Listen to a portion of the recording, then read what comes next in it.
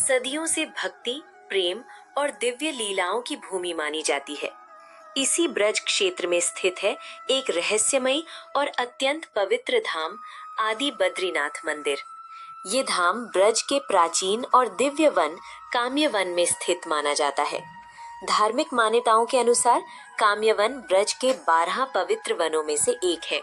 काम्यवन का अर्थ होता है इच्छाओं को पूर्ण करने वाला वन। कथाओं में वर्णन मिलता है कि इस वन में हजारों वर्षों तक ऋषि मुनियों ने कठोर तपस्या की थी। उनकी तपस्या इतनी शक्तिशाली हो गई कि पूरा वातावरण दिव्य ऊर्जा से भर गया। कहा जाता है कि इसी तपस्या से प्रसन्न होकर भगवान विष्णु बद्रीनाथ स्वरूप में इस भूमि पर प्रकट हुए। भगवान ने ऋषियों को आशीर्वाद देते हुए कहा, ये स्थान भक्तों की इच्छाओं को पूर्ण करने वाला दिव्य धाम बनेगा। इसी कारण इस स्थान को आदि बद्रीनाथ कहा जाने लगा।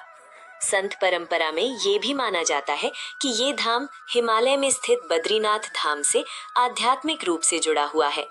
प्राचीन समय में जब हिमालय की यात्रा कठिन होती थी, तब भक्त ब्रज में इस धाम के दर्शन करके समान पुण्य प्राप्त करते थे।